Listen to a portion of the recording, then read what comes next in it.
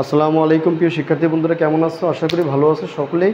চলো বন্ধুরা, আজ আমরা লগের কিছু টপিকস নিয়ে আলোচনা করব, যেটা আমাদের নবম শ্রেণীতে লগের কিছু গুরুত্বপূর্ণ ভূমিকা পালন করে। লগ কী কাজে ব্যবহার করা হয়, কোন কোন ক্ষেত্রে লগ ব্যবহার করে, লগের আবিষ্কার কে বা কীভাবে। চলো বন্ধুরা, এই নিয়ে আমরা একটু ডিসকাস করি এবং আলোচনা করি। লগ সবচেয়ে বড় লগের ভূমিকা হচ্ছে লগকে ভূমিকম্পের মাধ্যমে কনভার্ট করে ভূমিকম্পের তীব্রতার মাত্রা নির্ণয় করা যায়। কোনো একটা দেশের ভূমিকম্প সংঘটিত হলে পাশাপাশি তার পার্শ্ববর্তী কোনো দেশে যদি ভূমিকম্প হয়, তাহলে এক দেশ থেকে আরেক দেশের ভূমিকম্পের মাত্রা কতটুকু ছিল তার একটা তীব্রতার মাত্রা নির্ণয় করা যায়। যেমন আমরা একটু যদি লক্ষ্য করি, ভারতের ভূমিকম্পের ধরি, ভারতের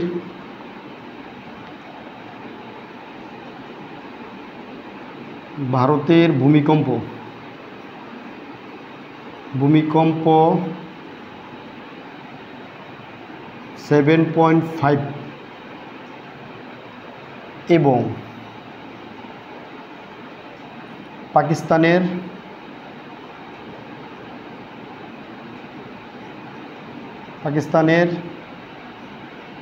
ভূমিকম্পের মাত্রা 6.5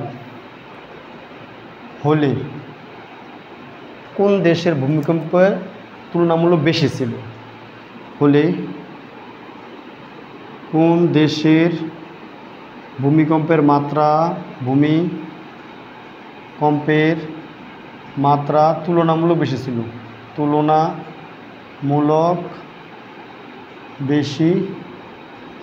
প্রিয় শিক্ষার্থী বন্ধুরা, আমরা একটু দেখি বর্তমান আমাদের যে ভারতে যে বিভিন্ন সময় যে ভূমিকম্প হয়, এই ভারতের ভূমিকম্পের মাত্রা ছিল ধরা যাক 7.5 এবং পাকিস্তানের ভূমিকম্পের মাত্রা ছিল 6.5। তাহলে ভারতের তুলনায় পাকিস্তানের তুলনায় ভারতের কতটুকু ভূমিকম্প বেশি বা কম ছিল?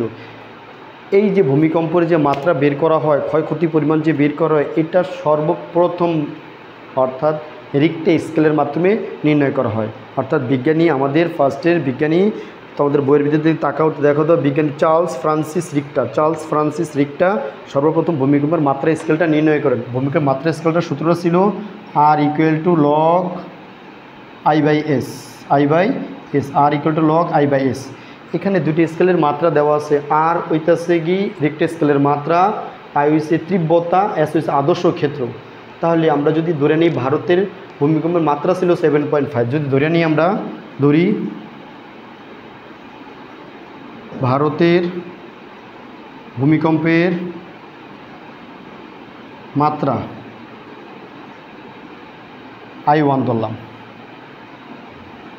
মাত্রার তীব্রতা মানে কি I1 ধরলাম। আর পাকিস্তানের ভূমিকম্পের তীব্রতা ছিল ভারতের ভূমিকম্পের তীব্রতা ছিল কত? I1। আর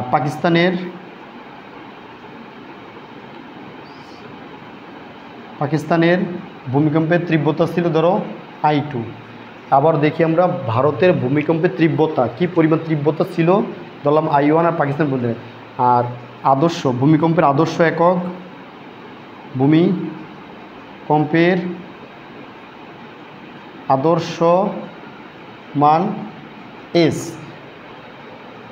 তাহলে ভূমিকম্পের আদর্শ মান S, আদর্শ তীব্রতা ছিল S। সেক্ষেত্রে আমরা শর্ত মতে যদি দুইটা শর্ত যদি আমরা অ্যাপ্লাই করি, তাহলে আমরা একটু বুঝতে পারবো। অর্থাৎ log I1/s = প্রথমটা তীব্রতা 7.5, দ্বিতীয় শর্ত ছিল log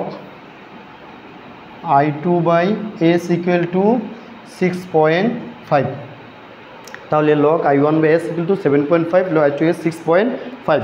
সেক্ষেত্রে আমরা যদি এই দুটি ইকুয়েশনকে একটা ইকুয়েশন থেকে আরেকটা ইকুয়েশন যদি বিয়োগ করি, ওই বড়টা থেকে ছোটোটা যদি বিয়োগ করি, তাহলে 1 বিয়োগ কত 2 যদি বিয়োগ করি, তাহলে কত log I1/s minus log I2/s equal কত 7.5 বিয়োগ 6.5। এখন যদি আমরা বিয়োগ করে দিই, সেক্ষেত্রে আমাদের দেখি কী মানটা আসে। তাহলে চলো বন্ধুরা আমরা একটু দেখি কী মানটা চলে আসে। log I1 minus log S minus log I2 plus log S equal এখানে আছে 1, কত আছে 1। তাহলে সেক্ষেত্রে আমাদের এস কাটা যায়, লগ I1 মাইনাস লগ কত I2 ইকুয়াল টু কত 1। তাহলে হচ্ছে লগ I1/I2 ইকুয়াল কত 1। প্রত্যেকটা জিনিসের লগের বেস যদি কোনো না টানি তাহলে সেক্ষেত্রে বেস আছে 10 বেস। তাহলে লগ I1/I2 ইকুয়াল টু কত 10 এর উপরে পাওয়ার 1। তাহলে কত I1 ইকুয়াল টু 10 গুণ I2। প্রিয় শিক্ষার্থী বন্ধুরা, তাহলে আমাদের ভারতের তীব্রতার মাত্রা পাকিস্তানের তীব্রতার মাত্রার চেয়ে 10 গুণ বেশি ছিল। ভারতের ভূমিকম্পের তীব্রতার মাত্রা ছিল পাকিস্তানের ভূমিকম্পের তীব্রতার মাত্রার চেয়ে 10 গুণ বেশি।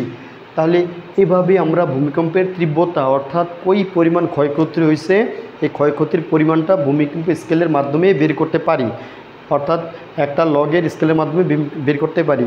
কোন প্রক্রিয়ার মাধ্যমে কোন সময়ের মাধ্যমে কিভাবে একটি ভূমিকম্প মাত্রা বের করা যায় তার একটা নমুনা এখানে স্যাম্পল বা অনুশীলন দেওয়া হলো, সেটাকে আমরা ভূমিকম্পের তীব্রতা হিসেবে সংজ্ঞায়িত করে মানটা বের করতে পারি। প্রিয় শিক্ষার্থী বন্ধুরা, বর্তমানে আমাদের এরকম কিছু অঙ্ক বইয়ের মধ্যে আছে। এই অঙ্কগুলো তুমি যদি করো খুব সহজে উত্তর করতে পারবা।